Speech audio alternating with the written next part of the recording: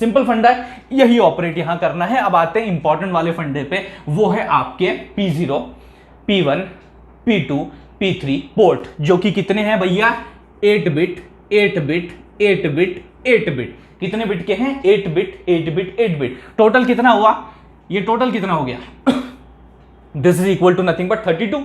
Total 32 pin हो गए ना।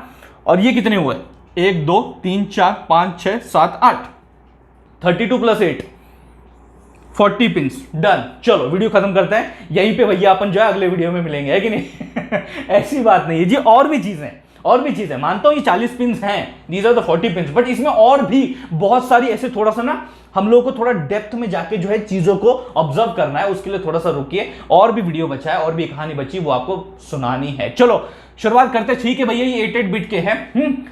आवन जावन का मामला पूरी तरीके से इनमें मतलब बाई डायरेक्शनल है। अभी तक हम देखते थे भैया एक तो जावन का मामला या आवन का मामला है, लेकिन यहां पे वो बाई डायरेक्शनल हैं। आपके जो पोर्ट है 0 1 2 3 जो 4 है यहां पे अवेलेबल, तो ये कितने बिट का मामला है 8 बिट का यहां पे मामला। अगर आप गौर से देखेंगे यहां पे आप बाइट ऑपरेशन भी परफॉर्म कर सकते हो, यानी कि पूरा 1 बाइट यानी 8 बिट के साथ, या फिर बिट ऑपरेशंस को भी इस्तेमाल में ले सकते हो, सेट करना कॉम्प्लीमेंट करना बिट को, ये भी चीज यहां पे संभव है, ये की जा सकती है। एक खास बात अगर आपको नोट करनी है, P0 P2 P3 ये बड़े खास पोर्ट्स है। P1 जो आपका नॉर्मल है, ऐसा कुछ जिसमें इतना खास नहीं है, लेकिन P0 P2 P3 जो है ये बड़े कमाल के। चलो इनके बारे में डिस्कशन करते हैं। P0 में आप देखोगे ये मल्टीप्लेक्सिंग वाला फंडा मैंने अभी बोला था ना, अभी चर्चा की थी ना, है ना, कि दोनों को जोड़ दो।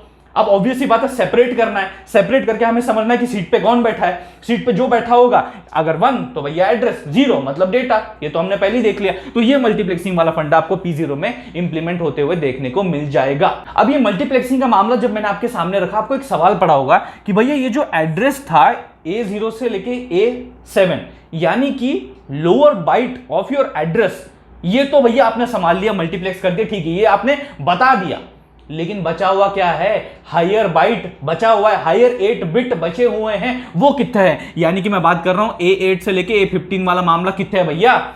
ये जो आपका हायर बाइट है वो कहां मेंशन की कर रहे हो, यहां पे पिन डायग्राम में तो कहीं दिख नहीं रहा, ऐसे कैसे दिख नहीं रहा, जरा गौर से देखो अगले P2 पे देखो जरा, यहां पे आपको देखने को मिल जाएगा A15 A8। यस जी, ये मामला जो है आपके हायर बाइट का है, एड्रेस का। हायर एड्रेस बाइट जो है वो यहीं पे आपके मेंशन किए जाते हैं, वो आपका P2, ये आपको समझना है जी। अब आते हैं सबसे इंटरेस्टिंग और जिसमें बहुत सारे फंक्शनैलिटीज, बहुत सारे अलग अलग जो विविध प्रकार के भैया अतरंगी जो डाइवर्सिटी वाली फंक्शनैलिटी है वो आपको P3 में देखने को मिल जाएगी। और यहां पे एक और नेचर आपको देखने को मिल जाएगा जो हम लोग नेमिंग नॉमेनक्लेचर होता है ना आपके पिंस का, जैसे कि अगर आप गौर से देखेंगे तो ये क्या है actually, this is nothing but P3.0, P3.1, P3.2, P3.3, P3.4, P3.5, कहां गया P3.6, P3.7। आप बात समझ पा रहे हैं। तो ये जो आपके 8 बिट्स हैं P3 के, वो कुछ इस तरीके से फंक्शनैलिटी प्रोवाइड करने की कोशिश कर रहे हैं, अलग अलग प्रकार की, जो भी हम लोग डिस्कस करने वाले। लेकिन समझने वाली बात ये है कि जिस तरीके से P3 के 0 से लेकर 7 मैंने यहां पे पिंस मेंशन किए, उसी तरीके से P0, P1, P2, P3 के भी एग्जिस्ट करते हैं जी। तो चलो भैया P3 के अंदर डीप डाइव मारी जाए और समझा जाए कि P3 हमें क्या क्या बताने का प्रयत्न कर रहा है, मैं आपको समझाता हूं। ठीक है, शुरुआत करते हैं भैया। P3 के 0-1 पिन जो है उसमें आपको सिंपली RxD TxD, मतलब क्या, कुछ रिसीव हो रहा है, कुछ ट्रांसमिट हो रहा है, कुछ रिसीव हो रहा है, ट्रांसमिट हो रहा है, लेकिन किस मैनर में, सीरियल कम्युनिकेशन, सीरियल मैनर में जी। आपका जो एक बिट है ऑब्वियसली इट कैन बी इधर 0 और 1, यही कॉम्बिनेशन है ना, एक तो 0 हो सकता है 1 हो सकता है, लेकिन चाहे वो 0 हो या 1 हो, वो जो बिट है वो जब बिट बाय बिट आप ट्रांसमिट करते हो, that is a serial communication, यहां पे परफॉर्म कर सकते हो, पॉसिबल है जी। ऐसा नहीं कि एक साथ भैया आपने 8 बिट भेज दिए, एक साथ भैया 50 बिट भेज दिए, आप पैरेलली ऑपरेट यहां नहीं कर रहे, यहां सीरियली ऑपरेट कर रहे हो, और वही फंक्शनैलिटी यहां पे आपको प्रोवाइड की जा रही है, serial communication with these 2 pins that you have to understand. ठीक है, तो रीड वाला मामला अंदर आ रहा है, ऑब्वियसली ट्रांसमिट वाला बाहर, ये तो सिंपल लॉजिकल थिंग है। ठीक है, coming up to the next one, ये वाला पार्ट कौन सा है, यहां पे इंटरप्ट्स वाला मामला है जी, इंटरप्ट्स वाला। जैसे कि आप देख सकते हैं यहां पे अगर आपका माइक्रो कंट्रोलर तो भैया चलो आपके पास है, लेकिन बाहर से कुछ एक इंटरप्ट, एक हार्डवेयर इंटरप्ट मान लो आपका अप्रोच करता है आपके रिस्पेक्टिवली माइक्रो कंट्रोलर को, तो ऑब्वियसली फ्लो क्या होता है इंटरप्ट को हैंडल करने का, कि अभी लेट से बहुत ज्यादा इंपॉर्टेंट इंटरप्ट है भैया, इसको तो हैंडल करना पड़ेगा, है कि नहीं। तो आप क्या करोगे, अभी जो फिलहाल काम कर रहे हो उसको थोड़ी देर के लिए पॉज कर दोगे। मैंने ये नहीं बोला कि भैया खत्म कर दो उस टास्क को, नहीं नहीं नहीं, उसको थोड़ी देर के लिए पॉज कर दोगे।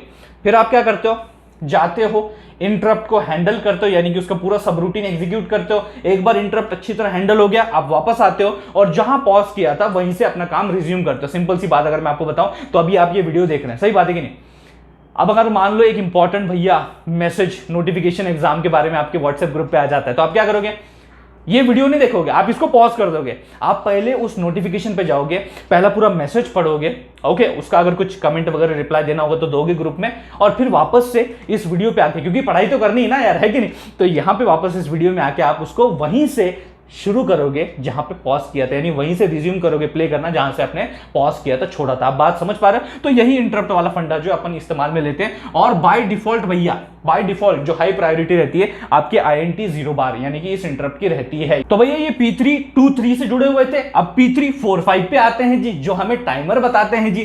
T0 एंड T1 जो है ये आपका टाइमर वाला फंडा है, जहां पे वो अपने को काउंट प्रोवाइड करता है, एक काइंड ऑफ डिले इंड्यूस करने का प्रयत्न भी करते हैं कई कई बार। तो ये जो टाइमर वाला फंडा है, 2 टाइमर मैंने बोले थे ना भैया पिछले वीडियोस में, जब हम 8051 के बेसिक्स के बारे में जान रहे थे, तो वहां मैंने बोला था 2 टाइमर है। तो यहां पे भी आप देख सकते हैं वो T0 T1 साक्षात आपके सामने जो है प्रस्तुत है, खड़े। ये वही पिंस जो है टाइमर पिंस आप यहां पे कह सकते हैं। उसके आगे बढ़ते हैं और लास्ट के 2 भैया, लास्ट के 2 पिंस P36 P37, ये कुछ तो भैया रीड राइट वाला फंडा लग रहा है, लेकिन कहां कर रहे हो।